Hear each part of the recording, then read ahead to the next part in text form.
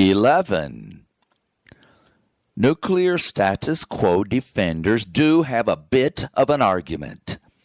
Since the Hiroshima and Nagasaki human slaughters, 76 years have passed while not one bomb among thousands on hair-trigger alert has been exploded on human victims. Might this then project hundreds more years of relative safety from Holocaust, thanks to continued mutual assured destruction standoff? No. New schemes, anger, insanity, accidents, terrorists, superpower wars, and the fast-coming horrific mass death, panic, and resource wars caused by the life support collapse I describe are also poised to make our incredible nuclear luck run out. Let's posit that those widely astronomer-theorized million other nuclear civilizations also stayed doomsday launch for their first 80 years. But like us, wouldn't their vast industrial riches, booming agriculture, and rich technical economies all suddenly crash and burn as fossil fuel CO2 skyrocketed heat, robbing them of rain at our blinding speed? Would not even their first decade of exponentially mounting death by thirst and hunger, accelerated by economic collapse, roar billions of refugees out to crash all remaining nations with any food, water, and money to get 'em left? Here on Earth, when 193 governments and 8 billion people go bankrupt, and armed invasions and revolutions explode everywhere, then how safe and secure are those 9,000 nuclear weapons, command and control, and operators' sanity now? Or on any of those million high-technology, carnivorous, aggressive, murderous, suicidal planets completing our identical full-species destruction?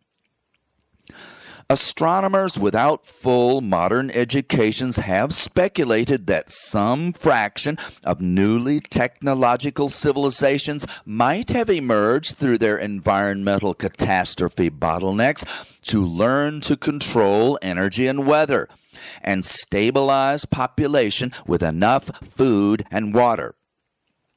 They did not consider the titanic challenge of slow new law to reverse hyperspeed corrupt militarism and CO2 explosions, removal of food, crop, and human hydration, or what happens to mutual assured nuclear destruction standoffs assailed, blasted by mutual assured planetary destruction of economies, water, and food supplies. Think it through, boys. The millions of civilizations you say reached nuke level would fill our radio dish ears with 100 alien top 40 tunes from any decent fraction lasting not 100 years, but another couple of million that we humans did survive before CO2 booming technology. While men killed none of us with their extremely lethal hunting weapons until the exact day when humanity's loving matriarchy was toppled by alpha males' human slaughter for new bread supplies.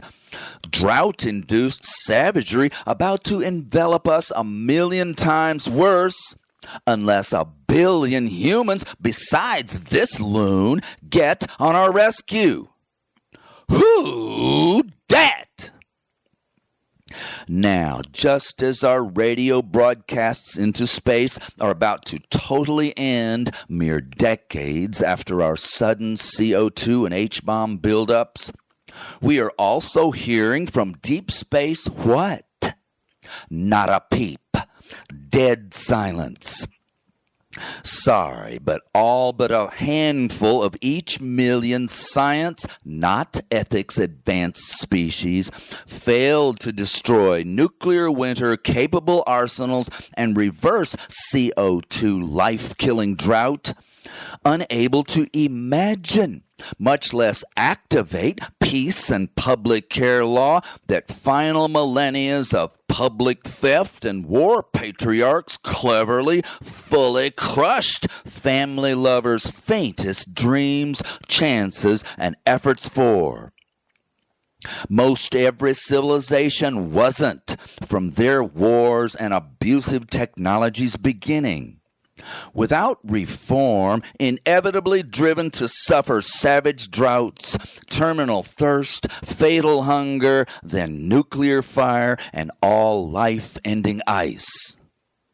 But did not 1,000 human newspaper and radio reports in the 1940s and 50s tell us that surviving, journeying aliens who found the exact legal public love and care that I beg you for now came to beg us too? Right over the missile fields and White House masterminding our extinction? I'm an alcoholic who only stays on the wagon by describing future DWIs, exploding liver, state penitentiary, and suicidal 70s after my very next drink. You are going to save your entire world because I terrify you about the next and last 10 years of utter horror your family gets on the way to their miserable deaths if you don't. Don't you plan on many more years of joy in a world we rescue instead? So do I, 'cause I'm going to be shrieking at y'all till I'm 110. Save the world! Your 100 weekly hard-working family love hours now pale in importance compared to that one public hour you must give. Your private love and care is now doomed. Without the laws, we must have fast for all families whose only life comes from Mother Earth's temperate climate, food, water, and this species loving, not killing, all human and earth life. Surely catching, treating, and using rain and flood water while ocean desalination gets up to speed will become necessary in a world of droughts here and floods there. Caring and true public servants, with all those tax trillions that we stopped them from buying murder weapons with, could quickly develop new freshwater sources to supply every neighborhood on the planet. If you vote for the candidates who promise the best plan. While you're at it, demand from our tax-controlling representatives their best 1 to 50-year programs to water crops and forests too, so they don't all immolate and send up such CO2 to scorch away the rest of our dwindling water. Get on this today so that you and your family can sing at every old loved one's funeral because everybody didn't croak young. Once government works for us, not their tax fortune hunter cronies, our contract to receive public survival and health services that individuals have not resources and technology to provide for ourselves will be honored. But only if we citizens demand that leaders track future food and water depletion to then keep meeting those crises with sufficient industrial technology to keep us alive. Opposite of current, onrushing, exponential, terminal death unmet by the barest beginning of public fight back. Before we make our governments fully, legally responsible and responsive, that single, then vastly multiplied fighter is who, baby? You, baby! I can't save the damn world. But if my words rocket you off the sofa, yes, we can. Thank you, Barack. Fat cat favoritism is driving humanity into multiple permanent pandemics which will ruin each rescue that we must mount. Demand your government's offers that a few giant pharmaceuticals, still too small to vaccinate 8 billion fast enough, cannot refuse. Pay them off to give up their patented formulas to 150 worldwide drug companies. Give them a bit more for each of tens of billions of doses and boosters made. Another treaty tenet: require vaccination for work, school, and every other public gathering. Mass murder by idiots is no one's right or freedom.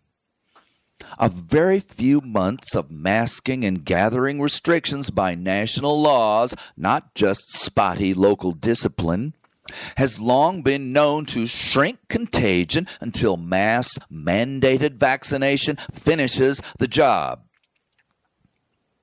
Not a single American legislator or executive in 100 years has promoted a total ban of private gifts to politicians and candidates. Because our corrupt system makes every single one chase those career-boosting cash and campaign bonuses and twisted most of their staggering tax appropriation power to them what pays off privately. Givers and given all agree to screw us public citizen marks who merely pay 10,000 times more we can't afford for grossly insufficient services plus flat-out murder, not protection and help.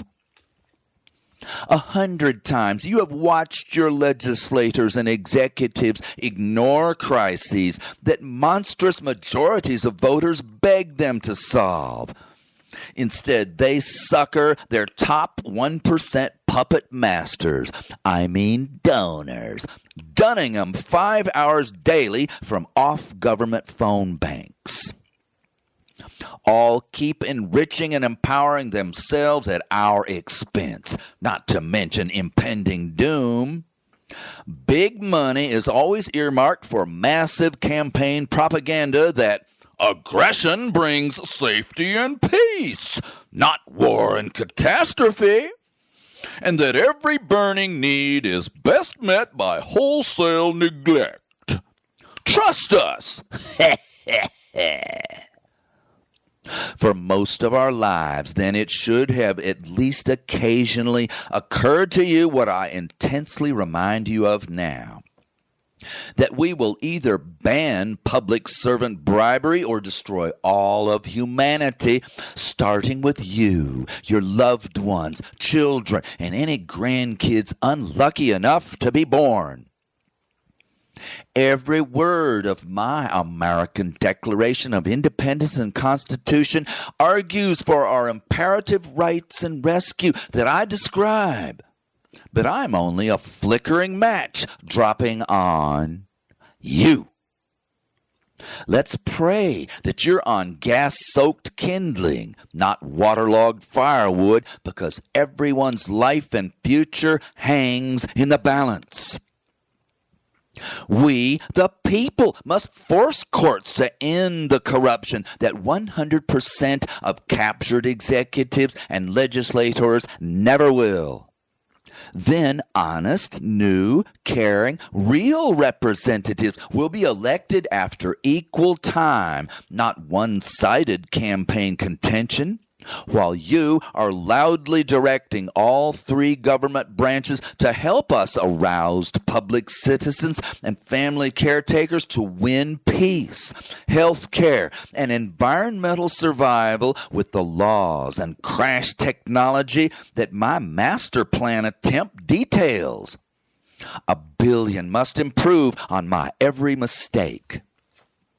But just leaving dirty leaders to clean their own house or save ours The same ones bought and sold to drive doomsday 10,000 years to our impending end, is crazy by any definition.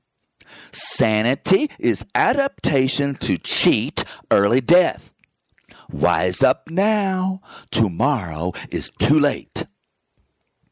Beyond your thousands of actions for your own family's health, do one little something, a call, a bit of a letter, an email, regularly for public work, for sanity and salvation, or you and yours will soon know and accomplish nothing but emergency, terror, and suffering. Your hopes and future gone, simply no world left to exist in, much less enjoy and love. With food and water all about gone, you'll actually welcome that mushroom cloud outside your window. History, knowledge, fear, love, and a good complete plan must now direct our family and human family love into legal, political, financial, and industrial action to save as much of humanity as possible. You and I must immediately build Earth's first industrial civilization, powered again by our loving women who stand ready, with every man's help, to teach and secure the protection, not abandonment, of our dear children, so they may inherit and improve in peace our healthy, happy, loving new world.